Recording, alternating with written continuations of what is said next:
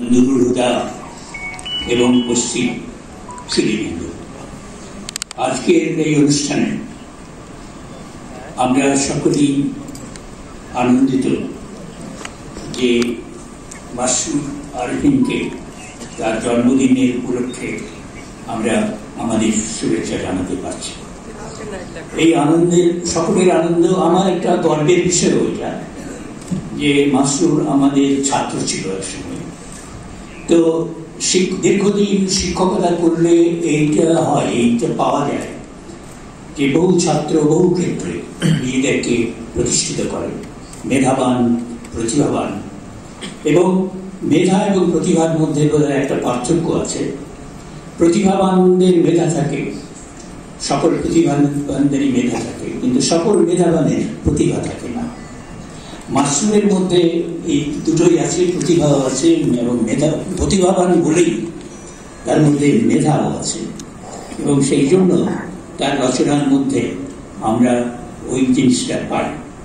এখন এই কথাটাও বলা হয়েছে যে তোমার মেধা এবং তোমার প্রতিভা তুমি কিভাবে ব্যবহার করবে। বিজ্ঞজনরা বলেছেন, দার্শনিকরা বলেছেন যে মেধাকে তুমি তোমার জীবিকার জন্য ব্যবহার করো, প্রতিভাকে তুমি তোমার জীবনের জন্য ব্যবহার করো। তো আমি দেখতে পাচ্ছি যে মাসুদ তার মেধাকে জীবিকার জন্য, ব্যাংকিং এর জন্য ব্যবহার করছে। ওই খাতে সে বেশ যশস্বী হয়েছে অল্প বয়সে, কিন্তু তার আসল যে জায়গা প্রতিভা, সেটিকে সে জীবনের জন্য নিয়োগ করেছে, এবং সেই জীবনের থেকে বেরিয়ে এসেছে এই সাহিত্যের চর্চা। তার সাহিত্য সম্পর্কে আপনারা শুনেছেন, আপনারা পড়েছেন, আরো পড়বেন। তো আমি যেটা লক্ষ্য করছি যে মাসুদের সাহিত্যিকদের জন্য, যারা বিশেষ করে মাসুদ তো অনুবাদ করেছেন, কবিতা লিখেছে, এবং মাসুদ মূলত কথা সাহিত্যিক যারা, আমি এটা লক্ষ্য করেছি যে তাদের জন্য স্মৃতি জিনিসটা খুব গুরুত্বপূর্ণ। তো মাসুদ সেই স্মৃতি শক্তি আছে। তার একটা বড় সাক্ষাৎকার সেদিন আমি পড়ছিলাম, তাতে আমি বিস্মিত হলাম যে সে কি ধরনের তার স্মৃতি, যে কিভাবে উদ্ধৃতি দিতে পারছে, স্মরণ করতে পারছে, এই স্মরণ শক্তিটা তার আছে, সেইটা আমরা বুঝতে পারছি। দ্বিতীয় হচ্ছে যে দেখবার শক্তি এবং দৃষ্টিভঙ্গি, এই দুটোই ঔপন্যাসিকের জন্য জরুরি, সেটা মাসুদের আছে। এবং সেই সঙ্গে যেটা আছে সেটা হচ্ছে কল্পনার শক্তি। এই সবগুলো মিলেই মাসুদ তার সাহিত্য চর্চা করেছে, এবং সেই দ্রুত এই জায়গাতে আবির্ভাব, তার অভ্যুদয়ের সঙ্গে সঙ্গে সেই প্রতিষ্ঠা পেয়ে গেছে। আমরা মাসুদের বক্তব্য শুনলাম, আলোচকদের বক্তব্য শুনলাম। আমরা যেটা লক্ষ্য করবো, যেটা যে দুটো জিনিস, আমি আর একটু সংক্ষেপে একটু ইতিহাসের দিকে যাই।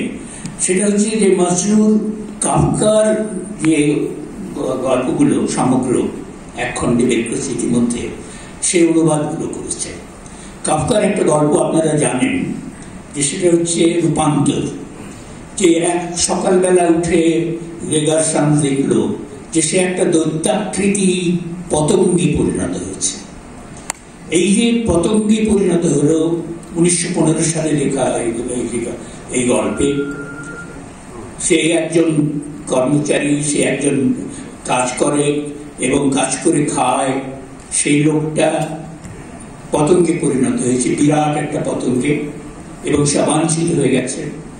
এই যে বাস্তবতাটা, এই বাস্তবতাটা হচ্ছে বর্তমানের বাস্তবতা, এবং এই বাস্তবতার কথাটাই মাসুদের কবিতার বইয়ের মধ্যে আছে। কিন্তু মাসুদ কবিতার বইয়ের নাম দিয়েছে পরিস্থিতি যেহেতু আগুন হয়ে আছে।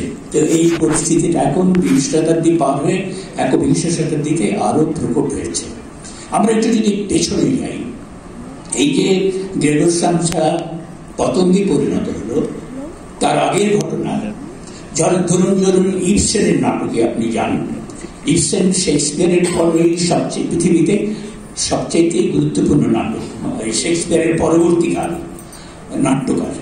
তো তার ওই যে নাটক আমরা সবাই জানি, যে ডল হাউস, এই পুতুলের যে খেলাঘর, সেইখানে নোরা যে কাজটা করছিল, নোরার কিন্তু বেরিয়ে গেল মধ্যরাত্রে, শীতের মধ্যে, ডিসেম্বরের শেষে বেরিয়ে গেল। কি জন্য বেরিয়ে যাচ্ছে? সে বলছে যে এতকাল আমি ছিলাম একটা পুতুলের মতো। আমি আমার বাবার কন্যা, বাবা আমাকে পুতুলের মতো ব্যবহার করেছেন। আমার স্বামী, আমি তার স্ত্রী, আমার স্বামী আমাকে পুতুলের মতো ব্যবহার করেছে। এবং আমি নিজেও আমার যে 3টি সন্তান তাদেরকে পুতুল হিসেবে দেখছি। এবং আমার যে ছোট মেয়েটা, তাকে নিয়ে আমি যে একটু আগে নাচানাচি করলাম, সেটা একটা পুতুলের খেলা।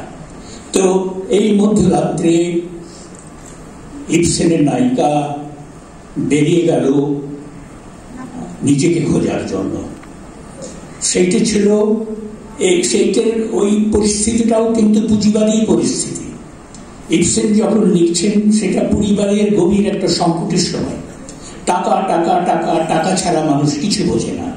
এবং ওই নাটকে আপনারা জানেন যে টাকা টাকা টাকা দিয়ে হচ্ছে। এবং ব্যাংকার হচ্ছে ওর স্বামী, হেলমার ব্যাংকার হয়েছে এবং তাদের সমস্ত অভাব ঘুচে যাবে।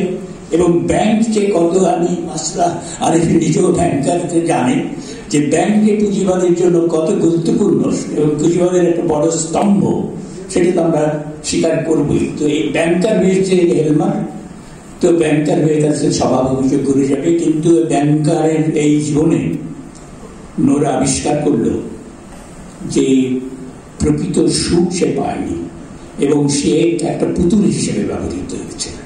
তো পুতুল ছিল, ইবসেন এই নাটক লিখেছেন 1879 সালে।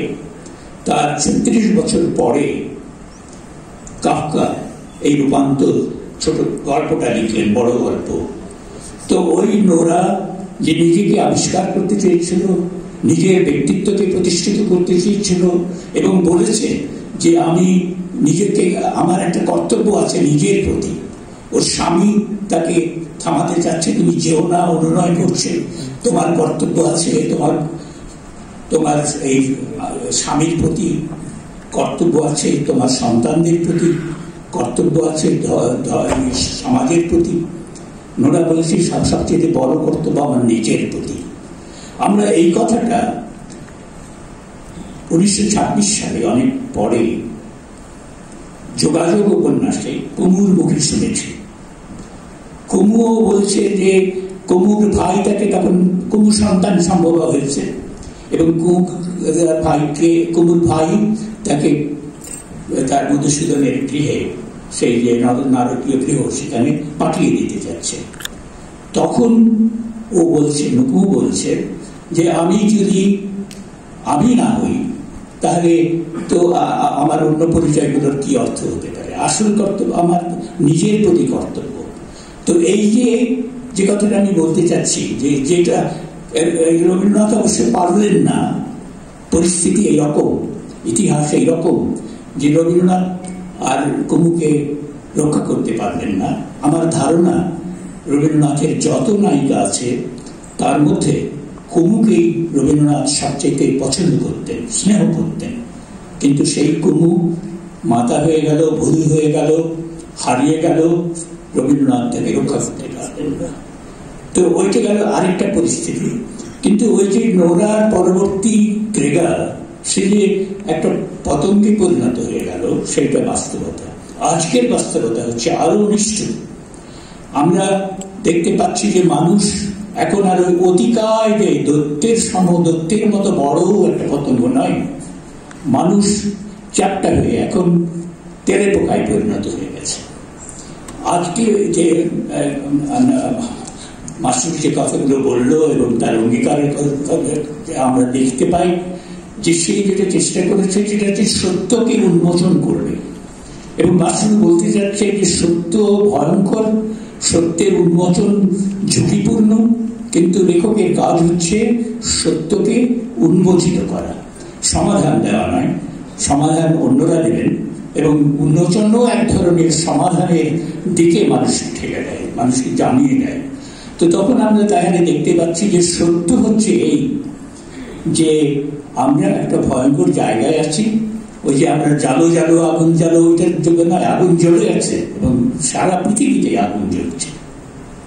তাহলে এই যে আলথুজারের কথা মাসুর বলেছে, উপন্যাসে বলেছে, আলথুজার শেষ পর্যন্ত দেখতে পেলেন যে রাষ্ট্র কেমন করে মানুষকে নিয়ন্ত্রিত করে এবং রাষ্ট্র কিভাবে একটা সিস্টেম দ্বারা নিয়ন্ত্রিত হয়। ওই সিস্টেমটাই হচ্ছে পুঁজিবাদী সিস্টেম। আজকে এই কথাটা আমাদেরকে পরিষ্কার বলতে হবে যে পুঁজিবাদী হচ্ছে মানুষের নিকৃষ্টতম শত্রু এবং এখন পৃথিবী এখন বিপন্ন দশায় আছে, আগুন সেজন্য জ্বলছে। তাহলে আমরা কি দেখব?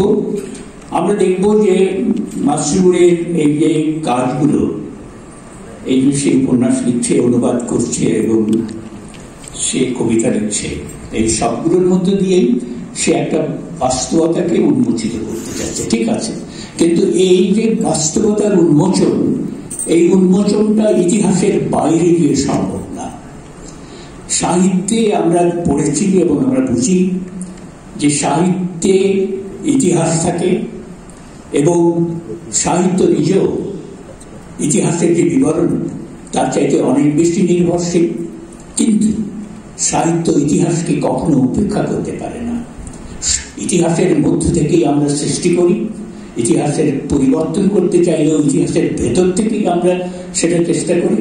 আর দরকার হচ্ছে দর্শন। দর্শন ছাড়া কোনো সাহিত্য কখনো মহৎ হয়। দর্শন যদি না থাকে তাহলে সাহিত্য হচ্ছে ওই পাতার মতো, যে পাতা শুকিয়ে যাবে, ভেসে যাবে, উড়ে যাবে। দর্শনই তাকে গভীরতা দেয়। এবং আমাদের জন্য এটা আনন্দের বিষয়। আমি কিন্তু আনন্দিত যে মাসরুর দর্শনের চর্চা করেছে এবং তার সেই দর্শনের গভীরতা সাহিত্যের মধ্যে, তার রচনার মধ্যে দিয়ে এসছে। সেজন্য তার শুধু গল্প বলা নয়, আমরা এতে দেখি যে হালকা সাহিত্য আছে, সেটা জনপ্রিয় সাহিত্য। এটা খুব আনন্দের বিষয় যে মাসুরের লেখাও বেশ জনপ্রিয় হয়ে উঠেছে। কাজে এটা যে গভীরতা থাকলেই যে সাহিত্য জনপ্রিয় হবে না, এটা সত্য নয়। গভীরতা থাকলে সাহিত্য বরং আর জনপ্রিয় হবে বেশি এবং স্থায়ী হবে বেশি। তো মাসুর দর্শনের চর্চা করেছে, মাসুর ইতিহাসকে নিয়ে এসছে সাহিত্যের মধ্য দিয়ে এবং এই ইতিহাসের চর্চাটা তার সাহিত্যকে গভীরতা দিচ্ছে, দর্শনের চর্চা গভীরতা দিচ্ছে। যেটা আমরা লক্ষ্য করবো, আমি এতক্ষণ হয়ে গেছে, আপনারা সব কথা শুনেছেন, আমি আর বক্তব্য বাড়াবো না। আমি সংক্ষেপে একটা কথা বলবো যে আমরা এখন কোন পরিস্থিতি আছি, ইতিহাসের কোন মুহূর্তের মধ্যে আছি এবং আমাদের আগামীকালটা কি হবে। এইখানে সাহিত্যিকদেরকে ভাবতে হবে।